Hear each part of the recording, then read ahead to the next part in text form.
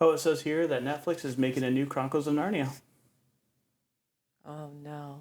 Yeah. Hopefully it'll be good, though. Oh, it says Greta Gerwig is directing it. She's no. Yeah, she's an okay director, but I don't know if she's a good fit for Narnia or not. But let's give her the benefit of the doubt and... Oh. Meryl Streep is going to play Aslan. Forget it. Back to my book.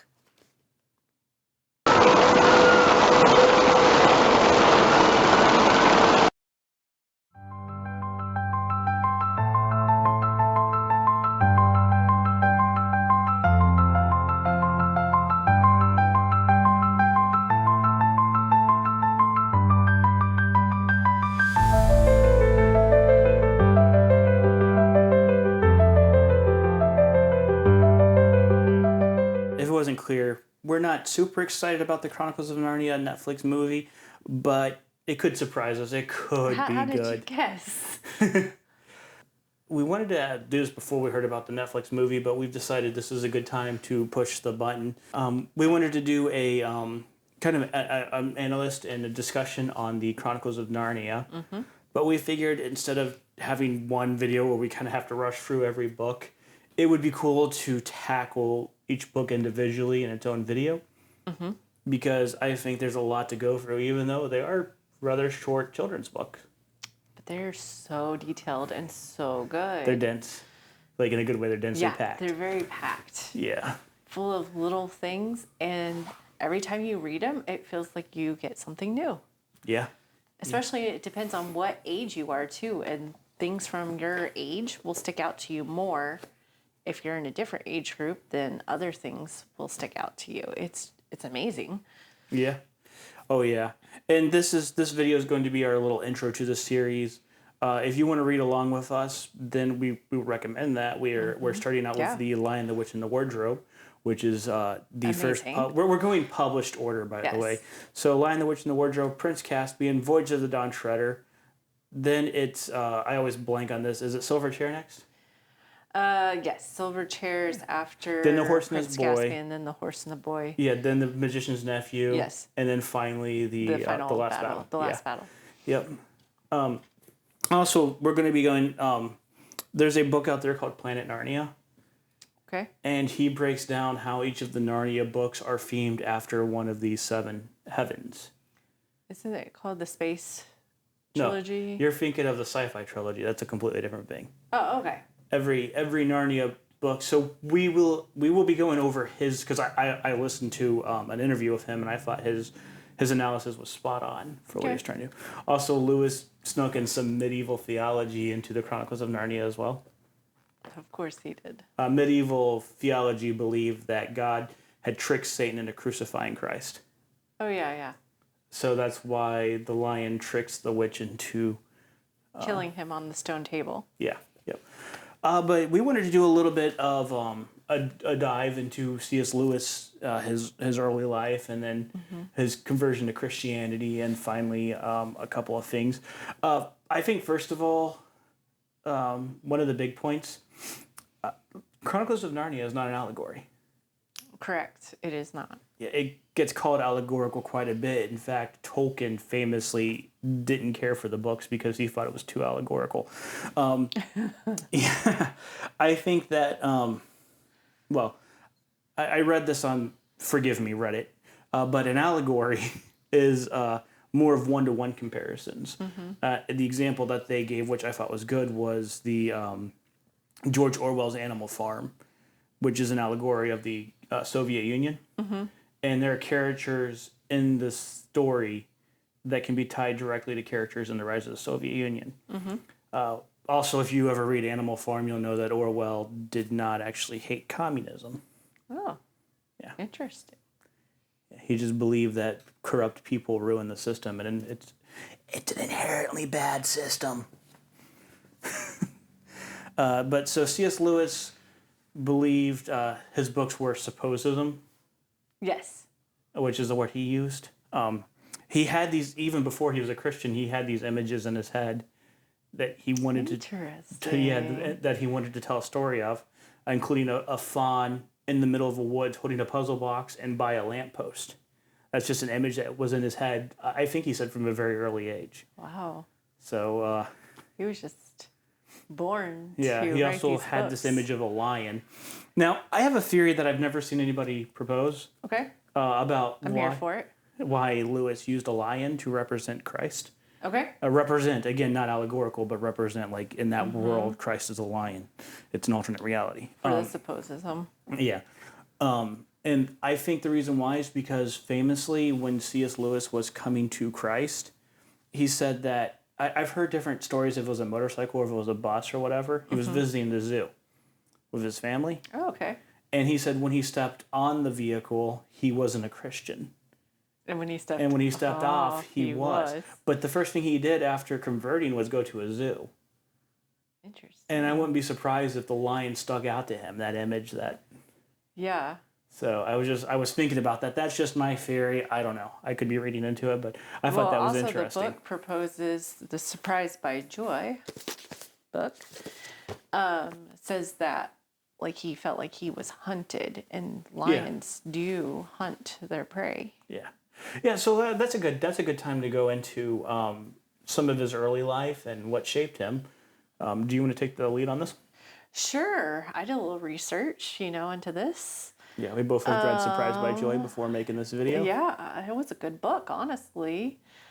It told me a lot about his childhood and how he grew up and kind of how he became a Christian as well. Well, he talks about how he reasoned himself into atheism. Yeah. How he built those walls, and then how God knocked each one of those walls down. Yeah. But go ahead. Yeah. It's really neat. Yeah, it is. He was born to two very smart people, and his mom's dad was a what do you call him? Like not a pastor, but he was a clergyman. Right? Yeah, clergyman. That's what it was back in that time. So he was a clergyman, and so he only went to church with his mom because I don't know if his dad really. So England's. I'm trying to think of the word. Secularization. Yeah. Was between 75 to 100 years ahead of ours. Okay. So his parents would have called themselves Christians. Right. But they didn't encourage like regular church attendance and and they really didn't. Because Lewis mentions when he became an atheist, he never told his dad because he knew it would have broken his dad's heart, and it would have caused a lot of friction. Grief and friction and stuff. even though his dad really didn't practice Christianity. Yeah. But it's interesting. Yeah. But then if you go back to the 80s, there would have been a lot of such cases where there were kids who were becoming atheist, and if they would have told their parents, even though they didn't go to church or practice Christianity, the parents would have been upset at their kids. Yeah. Yeah. Well, his mom was like a super smart mathematician. Mm-hmm. She was like one of the first to graduate college with a mathematician degree. And his dad was very good at debating. Which he was a I feel lawyer, like a solicitor. Yeah. Yep. He was He had a sharp very tongue and a good sharp at whip. what he did. So that's probably where C.S. Lewis gets it, honestly. It says in the book, if I remember right, that Ireland was actually his inspiration for Narnia. Yeah, I believe that. You would have, you would see, because that's where he grew up, on Northern Ireland, and you would have seen ruins of old castles, and that had to have captivated his imagination. And he had to ride a boat back and forth to school. And so that's how he writes Prince Caspian so well, because he had to ride this boat on You mean across the Voyage the of river. the Dawn Treader? Voyage of the Dawn Treader, I'm sorry. No problem.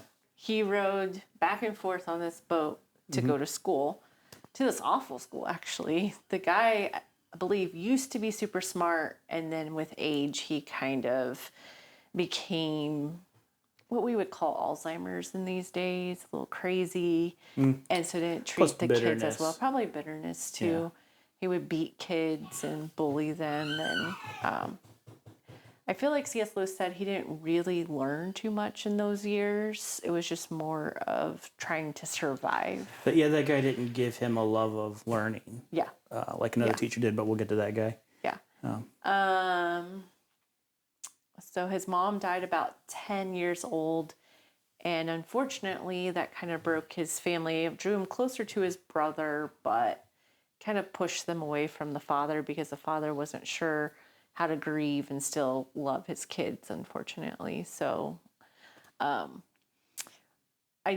thing I think is really neat about C.S. Lewis, when he was a child, before his mom died, he had thumbs that didn't have joints in them. They were just completely straight. So he couldn't turn things like we can and like have those tiny motor movements.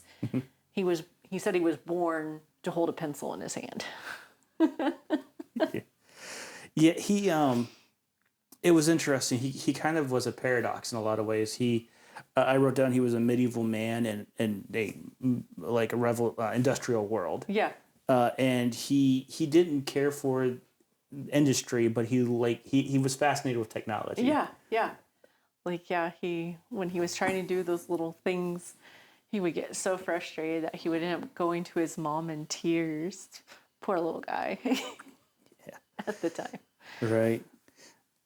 Also, when he was a kid, that's when he first started making up worlds. Yeah, he started drawing Animal World, which there was no story to it. It was just something he created. Well, there was a series of kid stories that were popular back then that had talking animals, and I think that influenced a lot of talking animal stories. Like, I wouldn't be surprised if Brian Jocks from Redwall fame had read those stories as well. Definitely. And he made this whole map of Animal World, so that would be the beginning for Narnia, making the map for it. Yeah, well, and his love of medieval culture as well and stuff. That's those maps and stuff. Yeah, so you see, even though you see where God is really planting seeds into him from a childhood, where God's guiding his path, even though he's not really aware of God guiding his footsteps yet. Yeah. It's interesting too. He mentioned that when he found out his mom was dying, she died of cancer. He prayed that God would, keep her alive. And when he died, he said that didn't affect him, his faith as much, because he said he didn't really have faith, so he couldn't lose what he didn't have. But I'm willing to bet that didn't help his, his transformation. Yeah. I think the school that we mentioned, the first school that he went to, also didn't. They took him to church, and he said he would try to pray every night. Yeah, he would. But then he would get into these traps where it's like, oh, I didn't pray right. Yeah. And so he would have to start over, or he'd let his mind wander. So prayer became a burden. Yes. And not it became hard and not a time to spend with God. Yeah. So and that just shows you where I don't think he would say he backslid, because I don't think he would say he ever was a Christian and what we would know it as. So after Lewis's boyhood, he went through two schools that he didn't find very agreeable. And I think he even mentions that he didn't have a natural athleticism. Yeah. There were good people, but there was also it wasn't working with him. So then he gets introduced to the Great Knock, as they call him. And he is the guy who actually teaches Lewis how to think. He teaches him reason. He teaches him, when you learn a different language, because this guy taught Lewis to read in French and I think German and Spanish. Okay. Because he said that you had to read the original text in the original language. I'm not good enough to learn. I've never tried to read books in German. But Lewis talks about how it's when you learn a new language, it's not learning how to translate in that language. It's learning how to think in that language. That's when you actually know you've learned that language. I could see that, because my brain would, if I was watching a movie with subtitles, it was a different language, for some reason my brain would just translate it into English if I watched it for too long. And he would make C.S. Lewis read all the old writings. He would read the Greeks, the great Greeks. He would read the myths from pretty much everything. So that's the professor from Prince Caspian. Yeah, and I would say it's also more C.S. Lewis said, when you make characters, base it off of people you know. That makes a lot of sense. And this is Professor Diggory if he was a Christian, because unfortunately Knock was an atheist. And I don't think he purposely led C.S. Lewis into becoming an atheist. I just think C.S. Lewis was so, in love with his teaching that it was just natural for him to follow that, And C.S. Lewis was already heading in that direction anyway, in his mind. This guy, it's actually, there's a funny point where C.S. Lewis says that atheists often send him literature, I guess hoping to convert him. And C.S. Lewis said that... That's where he came from. Well, he essentially said that the atheists of his day were less good at being atheists than the great Knock was. It's funny. So it's his way of saying, I've met somebody smarter than you. Yeah. And if knowing him and I still convert to Christianity, you're not going to change my mind. Right. C.S. Lewis goes from there, and then he does go to college because he told the military after he's done with college he can join. And then he joined the military and almost died.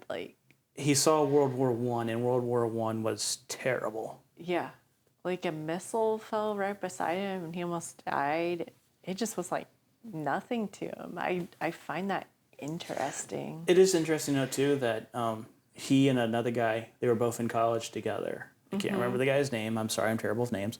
But the guy and him agreed that if one of them were to die and one of them were to survive the war, the surviving one would take care of the other one's parents. The other guy survived, so C.S. Lewis took on this guy, and she became a mother figure to him. Some people speculate they had a bit of romantic, even though she would have been 20 or 30 years older than him. That's a little odd. Yeah, I'm not sure if it's true or not. I think C.S. Lewis was damaged from his childhood, so I'm not speculating. I don't care. And it was before he became a Christian too. Okay. So. Yeah, I guess he was actually hurt by a shell in World War I. Yeah, he was injured. Yeah, injured. It's funny because I was listening to when I was listening to the book. He mentions when he was in the hospital, he's like, I had to share a room with a misogynist, and I'm so used to hearing people call other people misogynist that I didn't think, I was like, my brain just immediately disregarded it. And then he explained that the guy legitimately hated women. Oh. And he was like, the guy was like, oh, if we just, do this, we can get these women out of our hair quicker. And I'm like, oh, so a real misogynist. I forget that C.S. Lewis actually uses words appropriately, unlike people on TikTok. Anyway. It was just, I don't know why he put that in his book, but it was just funny. It was just funny because I'm just, anytime I hear people use this, call somebody a istophobe, I'm just like. Yeah, they would make their own beds and everything. Yeah, just to keep the nurses out of the room. Because the guy legitimately hated women. I guess you meet all kinds. Funny. Huh? Yeah. It's interesting, too, because I think, no, it wasn't that point. C.S. Lewis had friends that died, and he said he was able to. I don't know if this was healthy or not, but again, we didn't have the psychologist and therapist stuff that we have now. But he compartmentalized the war, and he kind of kept that away from him. Mm-hmm. So he didn't struggle with PTSD like several other people did, and I think his brother struggled with it too because compartmentalize something, it kind of protects you. Yeah, it's your brain's way of defending. It's the thing is to protect yourself. It shows its head when you, and so I don't know. I think C.S. Lewis struggled with it more than he knew. Especially when Joy, his wife, died. I think that brought up because he only knew her for a short time. Yeah. But he wrote the A Grief Observed. It's just him writing down how he felt. His grieving process. I need to read that book. The opening line is one of his most famous openers next to The Voyage of the Dawn Treader. But the opening line is, no one told me that grief felt so much like fear. So it's true. But it's anyway, true. Yeah. So, and I really do think he loved his wife too, more than he knew he could. He talks about it in his book more than we can, so we do recommend reading Surprised by Joy. But he becomes more of a, at first he didn't go from atheism to Christianity. He went from being an atheist to where he believed in a God. Yeah, he did believe in God when he was a child. No. After he became an atheist. Oh, you're talking about after? Yeah. Well, he did believe in God beforehand, and then he became an atheist, and then he felt like God was just a hunter and just went didn't force him into Christianity, was just there. Well, and he had several friends who were at one time atheist. Mm-hmm. And C.S. Lewis talks about this. There was nothing that scared him into Christianity. Right. He remembered being with a guy who was dying, and the guy was screaming out that demons were dragging him to hell, and that had no effect on C.S. Lewis. He had no. So there wasn't this traumatic event that made him go, well, you know what, I'm going to hedge my bets, because C.S. Lewis, he couldn't do that. There are people who will live very sinful lives, but then they'll pray because they're hedging their bets. They'll say that, or they'll pay their tithe or something like that. Yeah. Because they're like, well, if there is a God, I want him to. And I know someone who would pay their tithe even though they weren't a Christian.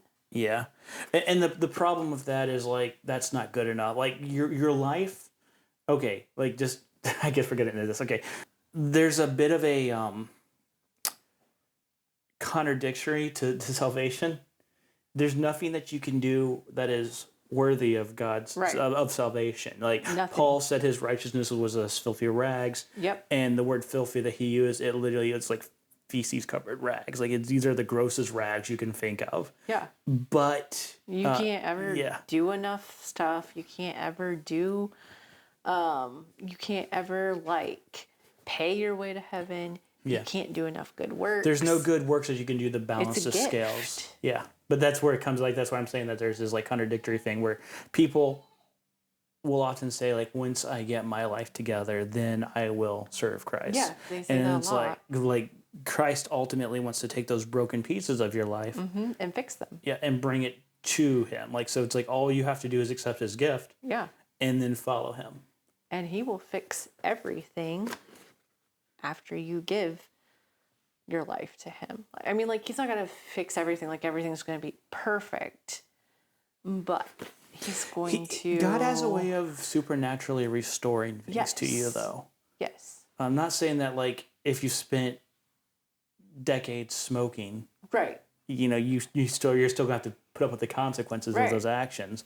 But God has a way of bringing, broken relationships. And even though you might just get a short time, God will make that feel he takes those short times and he can really make them bigger than what they are. Yeah.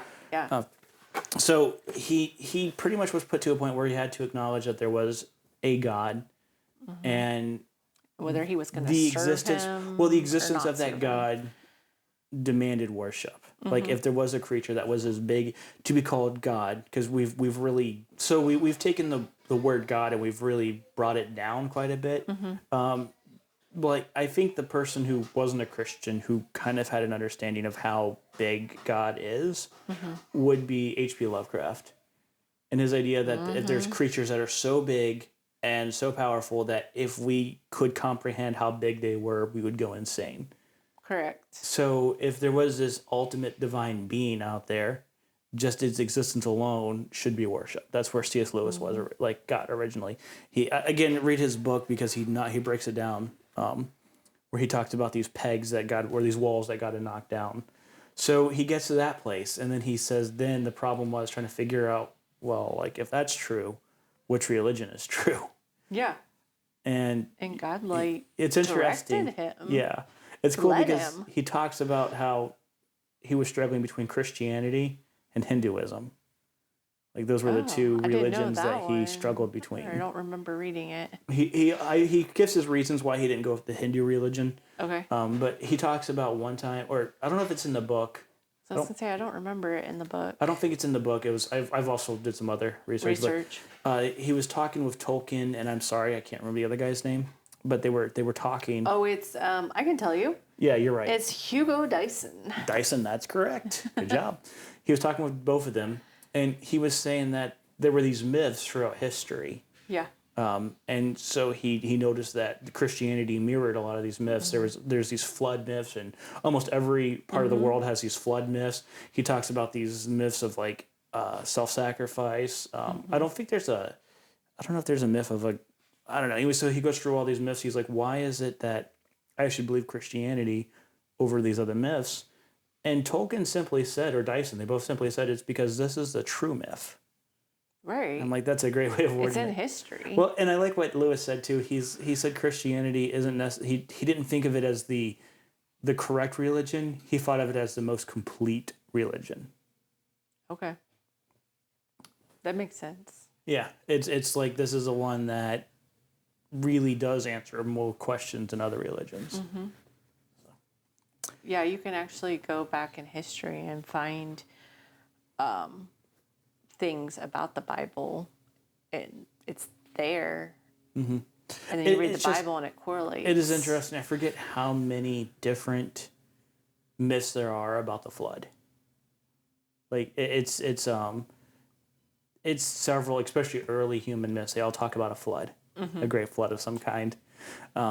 So it's interesting where that stuff comes from, and then you go through but I think that there's a phrase that history doesn't repeat itself, but it rhymes. Yeah. And I think that's done on purpose. Okay. Is there anything else you wanted to add about C.S. Lewis's life? One of my favorite sayings in his book, it says, life will be a distant memory in heaven. Mm-hmm. That ties along with what he was saying too, where it's we don't have a soul, we are a soul, and we have a body. Mm-hmm. And it really does kind of take a lot of the way we think about the world, the way we see the world, and put it on its head. Mm-hmm. So, fun fact about C.S. Lewis. Do you know who also died the same day he did? And this is such a big death, it sucked out all the oxygen out of the room. So pretty much nobody reported on C.S. Lewis's death because of this. You told me, and I can't remember. Here's a hint, it was televised. Oh, JF Kennedy. JFK. JFK. Mm-hmm. JFK and C.S. Lewis died on the same day. Except JFK was assassinated. So. Yeah, he was. And unfortunately, I think it was cancer. That took C.S. Lewis? I think it was cancer. Let's look it up. Yeah, it's been... and not a lot of people attended his funeral, which... That's sad. I think C.S. Lewis had a bigger impact in America than he did in Europe. Mm. Even being in Oxford, he was hated. Kidney failure. That's what it was. It was in November 22nd, 1963 of kidney failure. He drank a lot. 64. Well, that's not going to hurt. Well, like, liver's more apt to Oh, yeah, you're right. You're right. Yep. I was thinking liver. For drinking than kidney. He did drink a lot, though. It's interesting. He was frugal. There was, like, 2 or 3 times he lit a fire in his house. Yeah. And one of the times was because he went over to grab his water when he was writing, and the water had frozen. Oh. That's why he's often shown in, like, thick clothing, because they were very frugal. But he was very generous, too. There were several people. There was, like, this actress who said that Lewis paid for her acting school. And there was another guy, he was, this was World War II. Lewis would have been a professor at this time. Mm-hmm. And the guy was, like, feeling bad because his paper was coming in late. And Lewis knew he was going to go to war and said, hey, look, this is your time to have fun. Because he knew that the war was going to rob a lot of that from him. Yeah. So. Yeah. Yeah. Yeah. So grace. Yeah. And taking in kids and people to his house and giving them a place to stay. Mainly he did college students, but also he took in kids when London was being bombed during World War II. Oh, okay. And that's what initially inspired the Narnia series. One of the little girls there was inspired the character for Lucy. For Lucy. That's so neat. Yeah. Which we will get into, the Lion, the Witch, and the Wardrobe here in a couple of weeks. So we encourage you to read it. It's a really short read. It's it's like 200 pages, maybe 250. Yeah, so you should be able to. We should be able to get through it pretty quickly. I think I got through it in a week. Mm-hmm. Maybe I don't know. I gotta read it, and then I gotta do some. I gotta read it, and then I gotta do some research on it. And I think we will also kind of go down the Planet Narnia theory as well. So we will explain which which of the heavens each book represents, and we'll talk about how that ties in. Okay. I'm also looking forward to I've always wondered why Father Christmas was in this, and I think I have some good answers. Because of J.R. Tolkien, wasn't it? Well, no, J.R. Tolkien, I think he got mad at that. J.R. Tolkien goes through and he makes like centuries of lore, and he has all these named characters, and C.S. Lewis is like, "Ha, Father Christmas!"